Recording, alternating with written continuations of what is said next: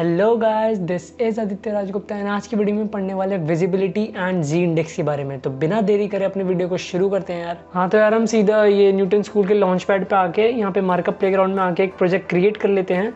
और जो हमारा टाइटल रहने वाला है यहाँ पे विजिबिलिटी, जो हम पढ़ेंगे वही हमारा टाइटल रहेगा, विजिबिलिटी एंड जी इंडेक्स। तो इसी चीज़ को मैं डिस्क्रिप्शन बॉक्स में भी पेस्ट कर देता हूँ और क्रिएट प्रोजेक्ट कर लेंगे यहाँ पे हम।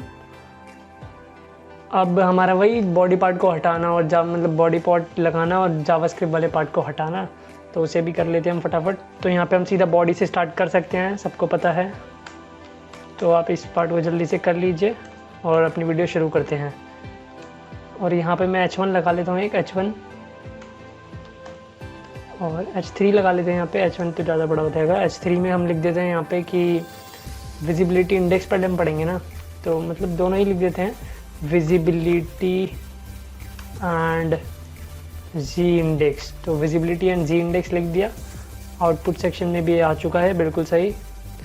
और अब हम यहाँ पे सबसे पहले एक कंटेनर में नहीं, सीधा हम यहाँ पे 4 डब्बे क्रिएट कर लेंगे। मुझे आपको विजिबिलिटी बताना है तो मुझे यहाँ पे 4 बॉक्सेस क्रिएट करने पड़ेगा, उनके बिहाफ पे मैं आपको यहाँ पे बता सकता हूँ।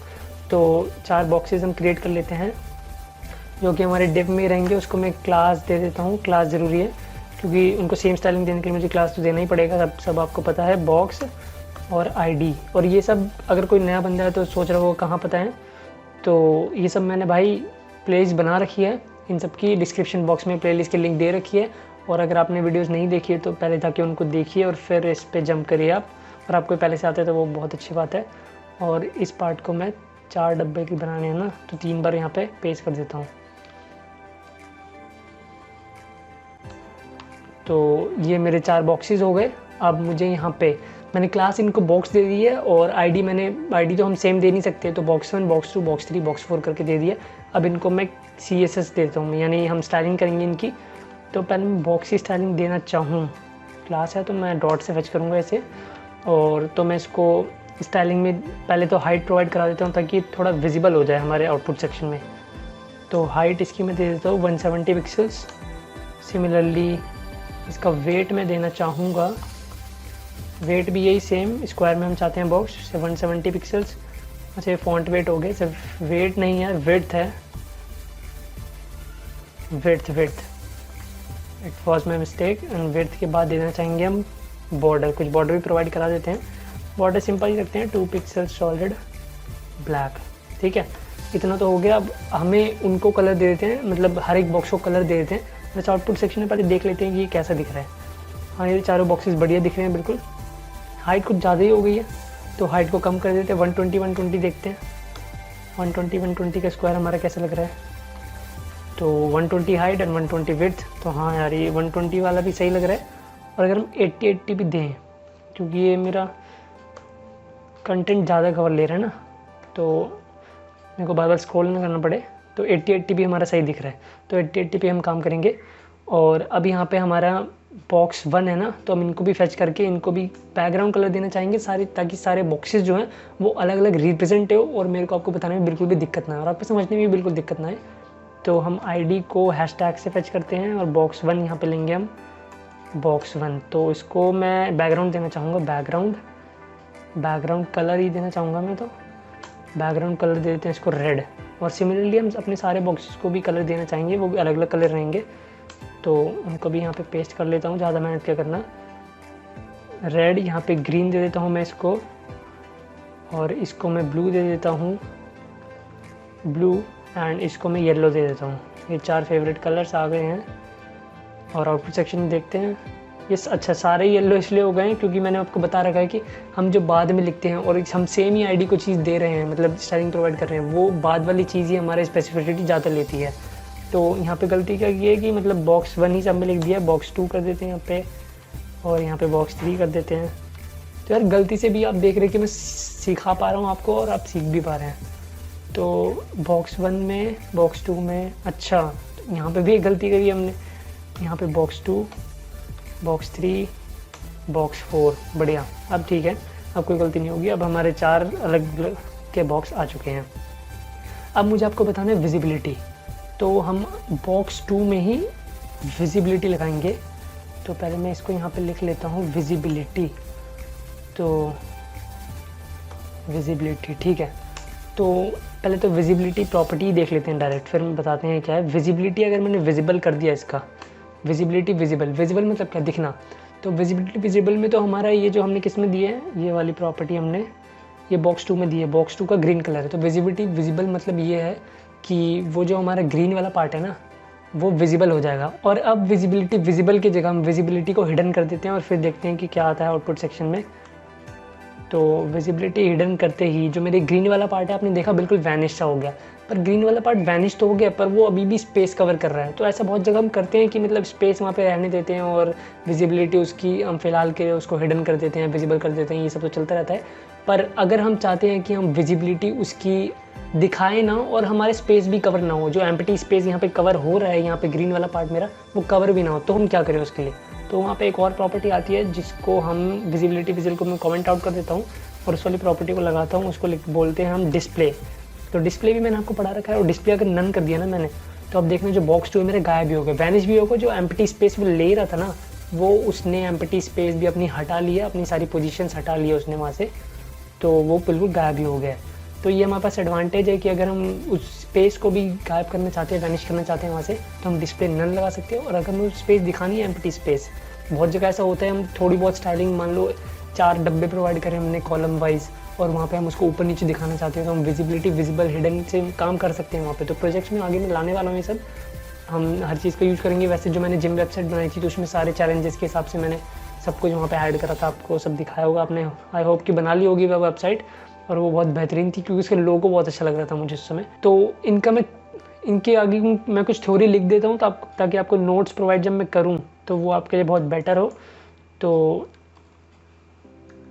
डिस्प्ले नन क्या होता है यार, display null hides the space, hides the content as well as empty space also, ठीक है। डिस्प्ले हाइट तो ये काम करता है। और अगर हम डिस्प्ले मतलब विजिबिलिटी हिडन की बात करें तो ये क्या काम करता है, ये काम करता है हाइड्स द कंटेंट ओनली, ठीक है, hides the content only, not space मतलब स्पेस को गायब नहीं करता, वैनिश नहीं करता। और वहीं हमारा डिस्प्ले विजिबल जो है वो हमारा स्पेस भी गायब कर देता है, स्पेस ऑक्यूपाई नहीं करता वो। तो अब हम सीधा जी इंडेक्स पे जंप करते हैं। और जी इंडेक्स को बताने के लिए मुझे आपको ये सबसे इंपॉर्टेंट बात बतानी है, उसको ध्यान से समझना कि जी इंडेक्स जो है ना, हम उसे सिर्फ पोजीशंस पे लगा सकते हैं। पोजीशन वाला वीडियो भी मैंने बना रखा है, तो आप उसको देखिए जाके, प्लेलिस्ट में आपको लिंक मिल जाएगी उसकी। और पोजीशंस यानी जब हम पोजीशंस अपनी देते हैं, एब्सोल्यूट देते हैं एक हम, फिर रिलेटिव देते हैं, फिर फिक्स हिस्ट्री की, मतलब जो भी हम पोजीशन यूज़ करेंगे ना, तो जी इंडेक्स हम उसी पे लगा सकते हैं। तो इस बात का ध्यान रखना कि एक बार और बता देता हूँ कि जी इंडेक्स हम सिर्फ पोजीशंस पे ही लगा देते हैं। बार बार बताने से फ़ायदा नहीं है, आप बार बार वीडियो को देख सकते हैं। तो हम इसको पोजीशन देना चाहेंगे, एक जी इंडेक्स बताना चाहूँगा तो पोजीशन देनी जरूरी है। पोजीशन में इसको दे देता हूँ रिलेटिव, पोजीशन रिलेटिव देता हूँ। और टॉप इसको मैं देता हूँ, टॉप 34 पिक्सल्स का देते हैं यहाँ पे। आउटपुट सेक्शन में देखते हैं पहले। आउटपुट सेक्शन में देखा कि जब मैंने पोजीशन रिलेटिव दी तो उसके कंटेंट के रिलेटिव, मतलब पेरेंट जो इसका रिलेटिव ये चेंज हो चुका है। इसने टॉप इतना दे दिया, टॉप ये ज़्यादा हो गया यहाँ पे। इसको मैं 14 में कन्वर्ट करना चाहूँगा, तो 14 पिक्सल्स टॉप हो गया है हमारा। और अगर जी इंडेक्स हमें अप्लाई करना है ना, तो मैं एक और मैं यहाँ पे पोजीशन रिलेटिव देता हूँ, पोजीशन रिलेटिव, ठीक है। यहाँ पे टॉप 26 अप्लाई करते हैं। अब टॉप हम यहाँ पे 26 का अप्लाई करके देखते हैं यहाँ पे क्या आ रहा है, 26 पिक्सल्स का। तो आउटपुट सेक्शन में ये आ गया है। पर जी इंडेक्स बताने के लिए मुझे कंटेंट ओवरलैप कराना पड़ेगा पहले। तो कंटेंट ओवरलैप के लिए हम इसको ही बढ़ा देते हैं, यहाँ पे इसको हम कर देते हैं 34 पिक्सल्स। अब देखते हैं कि कंटेंट ओवरलैप होता है कि नहीं होता। हाँ यार, ये जो मेरा ब्लू और ग्रीन वाला कंटेंट है वो ओवरलैप हो चुका है। अब मैं जी इंडेक्स अप्लाई करना चाहूँगा यहाँ पे, तो ध्यान से देखना इस पार्ट को। जी इंडेक्स में देना चाहूँगा इसको 16। जी इंडेक्स की कोई यूनिट नहीं है यहाँ पे, और नीचे वाले को भी मेरे को जी इंडेक्स प्रोवाइड करना पड़ेगा। और अगर मैं इसको जी इंडेक्स प्रोवाइड करता हूँ, जी इंडेक्स, तो जी इंडेक्स अगर मैं इसको -16 दे दूँ ना, तो आप देखना कि जो मेरे ग्रीन वाला पार्ट है जो कम हो गया था वो ब्लू वाले पार्ट के ऊपर आ जाएगा। तो ऐसा क्यों आया? तो जी इंडेक्स हमारी प्रॉपर्टी इसी के लिए होती है, मतलब जिसकी जी इंडेक्स कम है वो वाला पार्ट नीचे रहेगा, और जिसकी इंडेक्स ज़्यादा है, मतलब जी इंडेक्स जिसकी ज़्यादा है वो वाला पार्ट हमारा ऊपर रहेगा। तो इसको और थोड़ा डीप में समझते हैं। अगर मैं इसका ही जी इंडेक्स यहाँ पे कम कर दूँ, पहले आप आउट डिस्क्रिप्शन में ध्यान से देख लो कि जो ग्रीन वाला पार्ट है ना ये हमारा ऊपर है, ये अपने पूरी बॉक्स की कवर ले रहा है। जो ब्लू वाला पार्ट है ना वो भी अपनी पूरी बॉक्स की कवर ले रहा है। ऐसा नहीं है कि वो हमारा पार्ट वैनिश हो गया है, पर वो ग्रीन वाले पार्ट के नीचे पड़ा है अभी। अगर उसको दिखाता हूँ मैं आपको, अब देखिए ध्यान से। तो अगर मैं इसको -16 कर दूँ या -1 भी कर दूँ ना, 16 जरूरी नहीं है, कुछ भी हम कर सकते हैं, बस बड़े छोटे का ध्यान रखना पड़े। और यहाँ पे अगर इसको 1 भी कर दूँ, 1 से भी काम लेते हैं, तो आप देखना कि हमारा ब्लू वाला पार्ट बढ़ा हुआ है। ऐसा क्यों हुआ? क्योंकि हमारा जो ग्रीन वाला है उसका जी इंडेक्स हमने माइनस में दिया और कम दिया है। कम भी दे सकते हैं, जरूरी नहीं है माइनस में, तो कम वाला भी देख लेते हैं। और हमारा ब्लू वाला पार्ट है वो ज़्यादा हो चुका है क्योंकि हमने उसको प्लस में दिया और जो वो भी बड़ा भी है। तो अगर मैं इसको सिर्फ 1 दे दूँ और यहाँ पे इसका जी इंडेक्स 10 दे दूँ, ऐसा भी नहीं है कि हमें -1 दिया तो यहाँ पे +1 ही देना है, ऐसा भी नहीं है। तो आपने देखा कि ब्लू वाला पार्ट का हमारा जो पोजीशन है, जो हमारा उसका जो कंटेंट है वो बरकरार है और उतना ही वो ले रहा है, और ग्रीन वाला पार्ट हमारा कम हो गया है।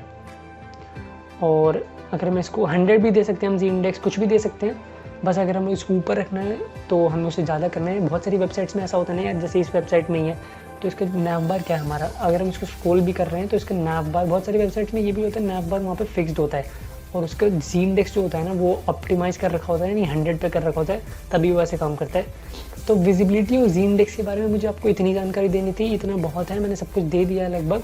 कुछ हो अगर डाउट तो कमेंट सेक्शन में ज़रूर पूछ लेना, और यार वीडियो पे एक लाइक ठोकना मत भूलना, और अगर चैनल पे नए हो तो उस पर सब्सक्राइब बटन पे ज़रूर क्लिक कर देना, और बेल आइकन पे भी ज़रूर क्लिक कर देना, ताकि मेरी फ्यूचर और आने वाली नोटिफिकेशंस आपके पास पहुंच जाए और आप वेब डेवलपमेंट का कोर्स आसानी से एक्सेस कर सकें। और तब तक के लिए चलते हैं, कोड करते रहो, पढ़ते रहो, बाय।